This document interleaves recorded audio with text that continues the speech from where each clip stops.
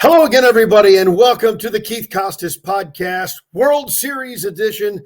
I'm Bob Ramsey. Keith Costas, Major League or MLB analyst, is where he's supposed to be at the World Series in Houston. Well, Keith, I'm jealous. I wish I were there too.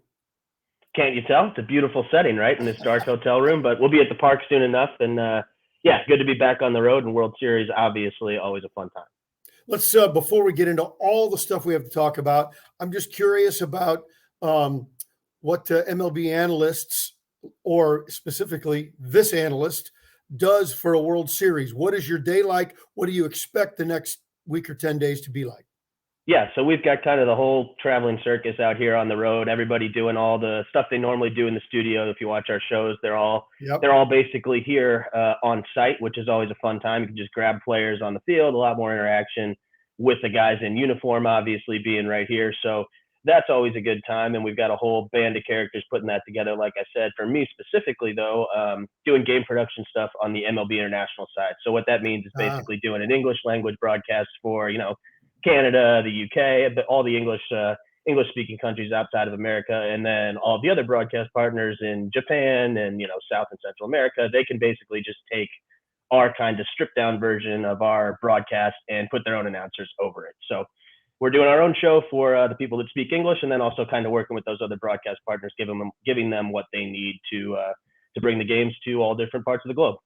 Keith Costas, International. I love it. I love it. Exactly. Okay, so game one tonight, the Braves and the Astros. Let's go quickly recap since we visited and everybody knows how they got there, but just kind of get your thoughts on the analysis part. First with the National League, talk about how the script maybe should have gone and what changed, if anything, to get the Braves into the World Series. Yeah, well, I don't want to fall into these lazy narratives that I think everyone's heard discussed. And I'm not saying all the discussions have been lazy necessarily. That's my job. That's what I do. We understand what the situation is now with the pitching and the way the front offices and the managers work in concert. But it does feel like me, and I'd be curious what you think too, Rammer. It does feel like what happened with the Dodgers, this finely oiled machine that overcomes the Giants, that gets to where they want to go. They're the defending champions. They have all the parts. Now, granted, obviously, they were dealing with some injuries of their own, Justin Turner, the Bauer situation, obviously not injury, but they didn't have their full complement of players. We understand that. But if you get to the end and Max Scherzer, no less authority than the best pitcher on the planet and one of the great competitors of our game, is just outwardly saying, my arm is dead, I can't come back from this kind of usage, and you see what happened to Urias, I mean, do I think the teams are going to go back to handing the ball to starting pitchers and say, give me 6 or 7 and I'll see you in 2 hours and we'll see where we stand? No, I don't, obviously. It's not like this is the first time we've seen this kind of bullpen usage. I mean, just think back to the 2011 Cardinals. They were on board with basically letting the pen throw more innings than the starters 10 years ago. So I don't think it's going away, but I do think that when you've got a team with the resources like the Dodgers, it's hard for other teams around the league to look at it and say, well, we can take that same approach with half the payroll and not as talented of a roster. So, I don't think it's going to change on a dime next October, but I do think that's going to give some teams some pause about, jerking guys around from one role to the other, because if guys like Urias and Scherzer can't do it, then, how many arms are there on the planet that are going to be capable of really giving you the kind of dependability you need?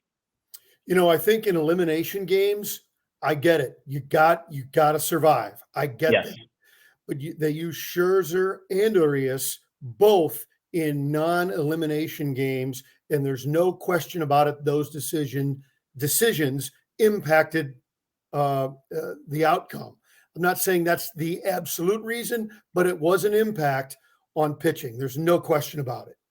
Yeah, absolutely. And more, I mean, I guess the fact that it happened, that he wasn't able to, that Scherzer in particular wasn't able to bounce back, that's not as much the surprising part as him just outwardly saying that. I think that caught a lot of people off guard. And I'm not saying that one comment from one pitcher is going to change the way the whole sport operates, but it just seemed like when Scherzer just came out and used the term dead arm, that really kind of woke some people up. I mean, you hear a lot of people insistent, just citing the pitch count numbers and whatever, surface level data is available, that he's going to be able to bounce back. And when he's out here telling you that he just doesn't have it, I think a lot of these experts, myself included, that have never been on a major league mound, that's sort of a sobering, reminder that, oh, we don't know everything, and they are humans and not just entries on a spreadsheet. So hopefully we'll see maybe a little bit more of regression of what we've come to know over the years with starting pitchers and their roles in the postseason. And I think it might have been a lesser effect on the Red Sox as we switch leagues, but they tried to do that too. And I think it may have had an impact on their situation as well. But really the key, of course, who knew as Kike goes, the Red Sox go? Who knew that would be the ultimate deal? Right. We talked about it last week, and I mean, all due respect to the Kikes and the Kyle Schwarbers of the world, but to me, it was just, you look around these playoffs, and the same could be said going into this series with the Braves. You have good, accomplished, even very good players that were doing extraordinary things, with Kike and Schwarber, and on the Braves side, Eddie Rosario. But we talked about it last week. You look at the Astros, they have extraordinary players doing extraordinary things. The Yordan Alvarezes and the Kyle Tuckers that we talked about, those guys ended up being big time difference makers in the CS, and they're 2 of the 10 best hitters in the league this year, probably. I mean, Alvarez is incredible, and I know Tucker's your guy. You've been all over him all year, going back to May. This guy is an elite hitter, and it's not exactly like they're out over their skis dominating the postseason like this. Obviously, Kike and Schwarber have done it as well, but I just think if you're taking kind of stock of the guys that have been elite players in this postseason that maybe aren't the biggest names in the middle of the lineup, those guys that are doing it for the Astros, you like their chance to repeat it more as the postseason goes on than some of these nice stories. Like Rosario's been great. He's done some things in his career before. I mean, he's 2 years removed from a 30 and 100 year, so it's not like he's some random bench player or anything. But he's not the caliber of hitter that the Astros guys that have really been hot are. So who knows? It's baseball. Anything could happen over the next 7 games. I just think that you're seeing the guys that are carrying the Astros are closer to what their talent level is than some of these other guys that have been having the hottest couple weeks of their lives. All right, I'm going to throw my theory on how to beat the Astros, and I don't know if I can explain it the right way. The old a square is a rectangle, but a rectangle is not a square. Got it. I don't think you can beat the Astros if Altuve and Bergman are going off. Now, that is not to say the rest of their lineup isn't great. It is, and it can beat you. But I think if Altuve and Brantley, I think I said Bregman, Brantley, if Altuve and Brantley are going off, I don't think you can beat the Astros. Yeah, I'm with you. Brantley is, one of the steadiest players in the league, and I think every team is looking around these last couple of years. You go back to when Michael Brantley signed, him and DJ LeMahieu, I think, were free agents the same year. And people obsess over the power or maybe lack thereof in their situations. But I do think in these last couple of years, we've seen a kind of renewed emphasis on contact. And obviously that's the name of the game for Brantley. And you look at this matchup in particular, I know we talked about it with the Astros, but the best contact team in baseball by far, and Brantley's at the head of the list there. That's not how the Braves play at all. So if the Braves kind of turn back into what they were throughout the season, and you've got guys like the Alvarezes and the Tuckers who we talked about doing a lot of damage, and the Brantleys and the Altuves in the middle of the lineup, just, obviously they're all-star players. They're both, batting title caliber hitters. But if those guys are in there just giving tough at-bats and basically never striking out and moving the line, it's just such a deep lineup. I mean, you could take those top 7 in the Astros lineup and basically jumble them up, and it's because they've got those guys like Altuve and Brantley that just don't give any at-bats away. I mean, it's just such a tough and resilient offense. You've seen all the outs they've scored, or runs they've scored, rather, with 2 outs in the postseason and 2-strike hitting. I mean, basically all of these things, productive outs, not striking out, not being overly reliant on the home run, which the Braves were this season. They've, 4th in the league and runs scored via home run, and the Astros were the top offense in the league and they were in the bottom half of the league in terms of the runs they got from homers. So they're not as susceptible to slumps, basically, is what it comes down to. They're just a more consistent slump-proof group than any other team in the league, and this Braves team in particular. So I'm with you. Those guys in the middle of the lineup, they might not strike the fear in terms of extra base hits and damage as some of the other guys throughout that Astros lineup, but just never giving it that bad away, basically, from Altuve and Brantley, one from the right side, one from the left side. It's just such a tough team to match up with. Little callback on the NLCS and ALCS is that because of what happened, we'll all be focused on how the 2 skippers manage their bullpen and pitching staff. Yeah, and it's going to be fun to talk to these guys. We get a chance to talk to these managers before all the games, and no disrespect to any of the other 28 managers around the league, Right. but as we've talked about, there's a consistent theme throughout the league the last couple of years that the front office and the managers basically work in concert. And I'm not saying either of these guys would ever, go against their front office per se, but for our purposes in the media, you're going to get a straight answer from these guys before the game. So it's going to be kind of refreshing to talk to these skippers beforehand and really see where their teams are at. It's interesting on the Astros side. I think a lot of people thought they were dead in the water early in that series when Garcia had to come out of that start early. But then you fast forward to the end of the series, and Valdez and Garcia looked like one of the best 1-2 punches on any team in the postseason. So, asked me a week ago, and I thought Dusty was really going to have to pull some rabbits out of the hat. But who knows, with this, even without McCullers and even with an older Zach Greinke, you would think advantage Braves in the rotation, but who knows with the way those two guys pitch. Maybe Dusty gets laid deeper into the games with those guys. And, you'd like to think that both of these starters, or both of these managers rather, are going to give their starters a little bit more leeway, at least early in the series, to try and cover some innings. I don't want to, reading between the lines a little bit, or if a viewer listener may think that we're talking Stros. I think one of the ways the Braves can get an edge is with that infield defense and keeping the ball on the ground, keeping it, as we said, the Astros aren't as reliant on the home run, but they've got awfully good power. If you can keep the ball down, I think that gives them their best chance. Yeah, absolutely. And the infields in this series, I know we touched on the Braves a little bit earlier in the playoffs, but the infields in this series are really interesting to me because you basically have the two most set in stone infield groups in the league. I mean, the four infielders for these teams play every single day. I know Bregman was hurt for a little stretch this year, but when they're available, these four guys are on the field for both teams every day. The Braves infield started more games than any team since the 1963 Cardinals, coincidentally. So is that right? Some of our viewers, they started 147 games. There have been 3 infields ever that started more games together. And then this Astros group is going to have a chance, assuming they all play, even if it's a sweep, they're going to tie the record for most postseason games played by 4 teammates together. Now, granted, there's more rounds now. Like, we get it. It's a different time, but you got to go back to, or really the only example you can cite is some of those mid-90s Yankees teams with Jeter, Tino Martinez, Paul O'Neill, Bernie Williams. That was the last time we saw a group that's been consistently in the postseason playing this many games together. So point being, these infields are, we know what we're going to see from the infield. That's who's going to carry it. But then you look in the outfield, especially with the DH, like these managers are going to have some decisions to make. Alvarez is going to play, but I mean, he's a young guy who's already had surgery on both knees. They're going to have to put him out there in the outfield in Atlanta. How long he stays in the game, when they make moves for defense on the Astros side, and then on the Braves side with the 4 outfielders they brought in and Soler being back in the mix, they're going to have a decision to make there. Peterson and Soler, maybe they match up left-right, but to me, that's one of the real interesting things in this series. Sometimes the DH is sort of an extra player, and it's not a huge deal. They can maneuver the lineups. Other times it's a Yordan Alvarez, David Ortiz situation where you have to have your best hitter in the lineup, and he's not really a glove guy at all, and you just hope nothing happens. Now, the Astros do have a little advantage with Valdez and a couple guys that really keep the ball on the ground. They can hide Alvarez out there in the outfield, but, I'm with you. That infield defense could be a big plus for the Braves. And then on the flip side, what the Astros will have to do in the outfield when they move to the National League could be something to keep an eye on. As a quick nerd thing, because it popped into my head, 63 Cardinals, Boyer, Grote, Avier, and White. And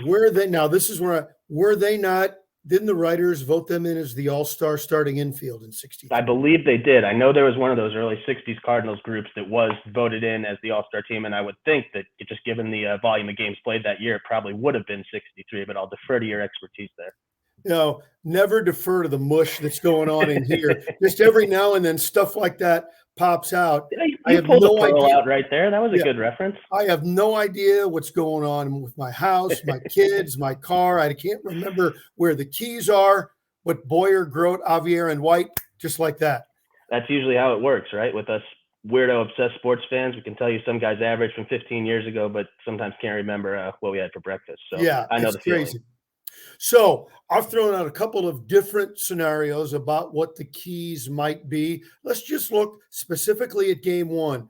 I know you've been going through this stuff for many days already, and I don't know how much sleep you've gotten. Give me 2 or 3 things that for game one only you see as being very important.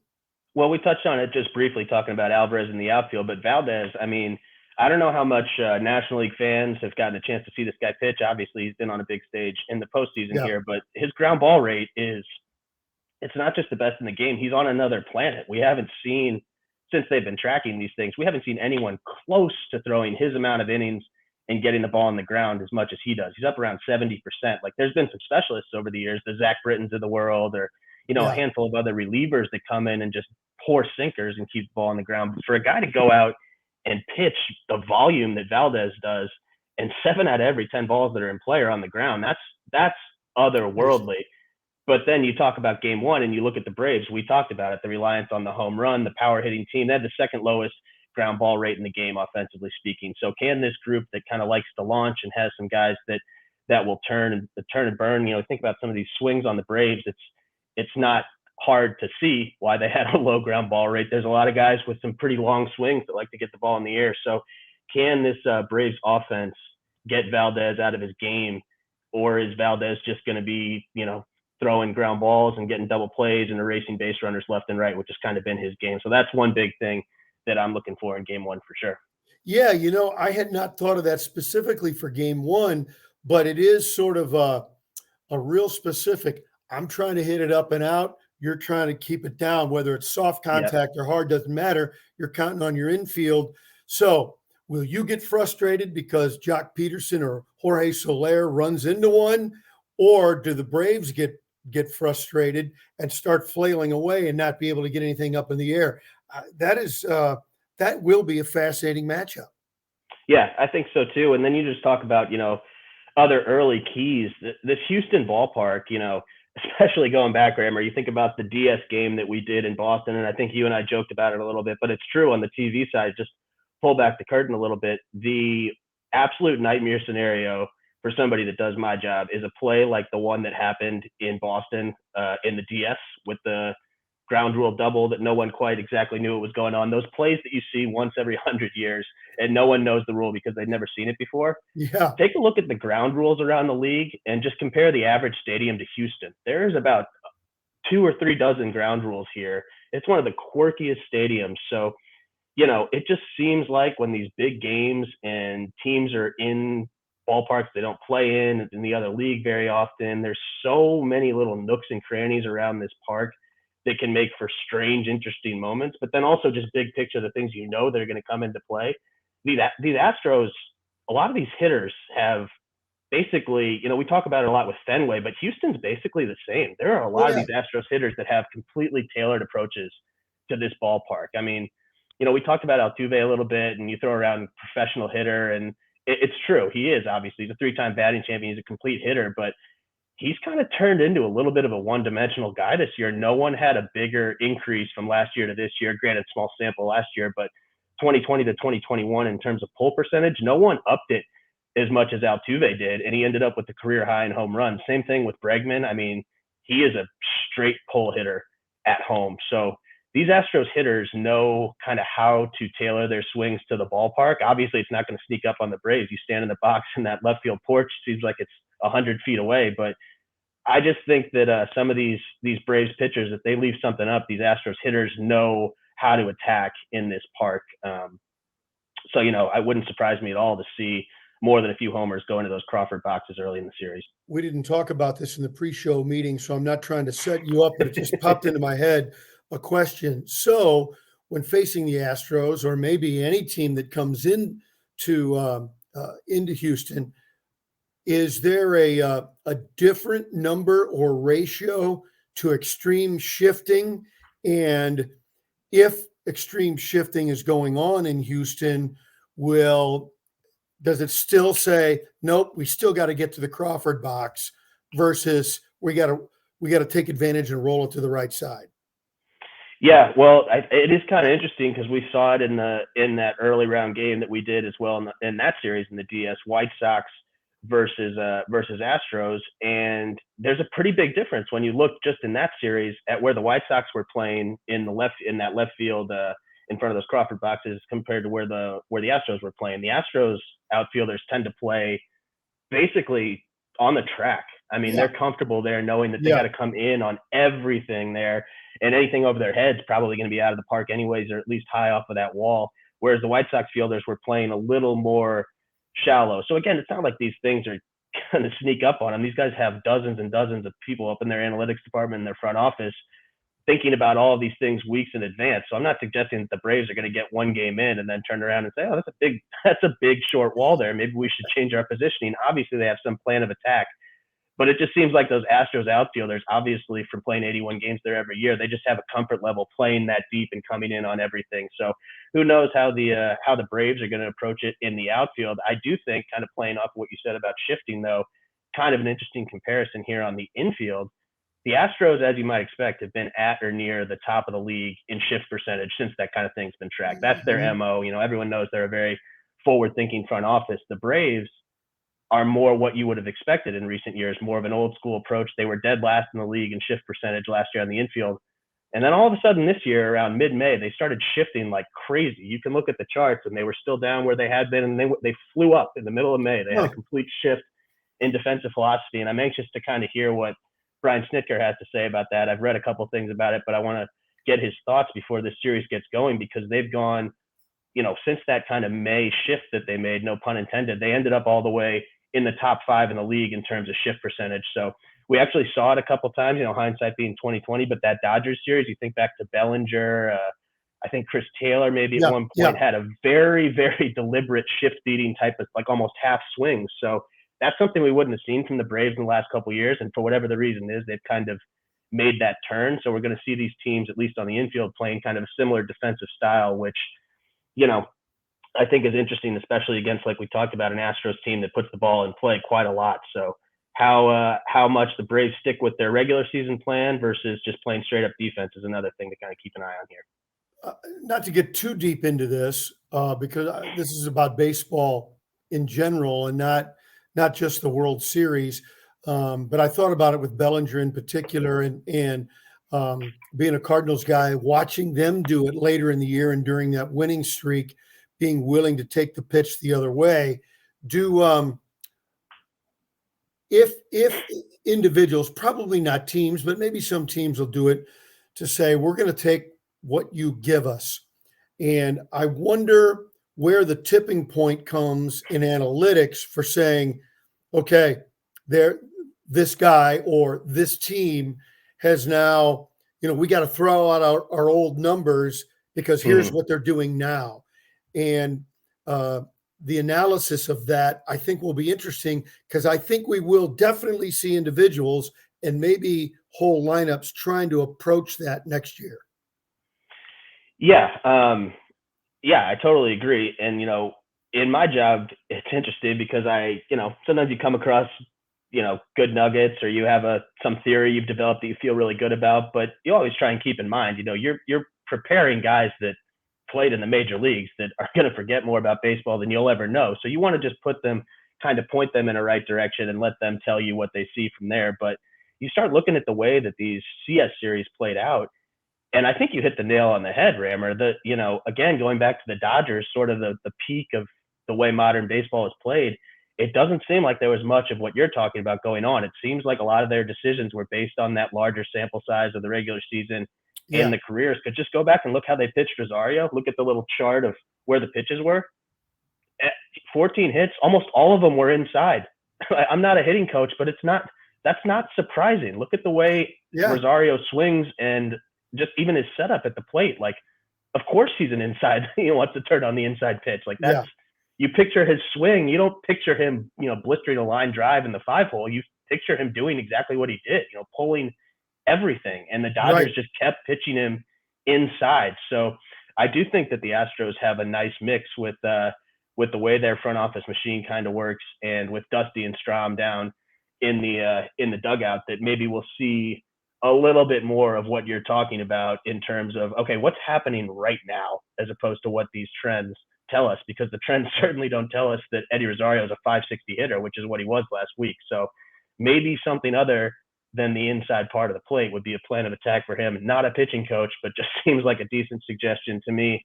And, I think that's a really interesting point that you make about when you're so wed to the numbers that we all understand that small sample sizes are going to, regress back to the mean over a larger sample size. But guess what? It's a 7-game series, not a 162-game series. Yes. You better figure it out sooner rather than later. Okay. Hopefully we'll have a show next week with games still to play. Who are you picking? Give me your overall World Series pick. Astros in 6 is going to be my pick. I let my heart get too involved when I pick. So I'm going to say the Astros, but I'm going to say 7 because I want 7. I'm never going to say no to a game 7. I can hand the Braves another victory and get on board with you with the Astros in 7. That would be just fine with me. Good. So we know where we stand. We know what we're looking for tonight, and we'll get together next week and see if anything we've just said in the last 26 minutes holds up at all. You've got these set to auto delete after a week or so, right? And no record of these picks we're making or any kind of prognostications. I certainly hope so. Have a great World Series. Get some sleep. Enjoy some good food in Houston, and we'll talk next week. All right, Rammer. Sounds good. That's Keith Costas, the Keith Costas Podcast. I'm Bob Ramsey, and we'll see you next time. It's hard work to be at the top of your game, always improving, to be better, but it's worth it. At Ameren, Illinois, we approach reliability the same way. It's why we don't just power one of the smartest energy grids in the nation. We work tirelessly to make it smarter, with upgrades, improvements, and a plan for the future. And we'll never stop raising the bar on reliability, because it matters to you. Learn more at amerenillinois.com/reliability.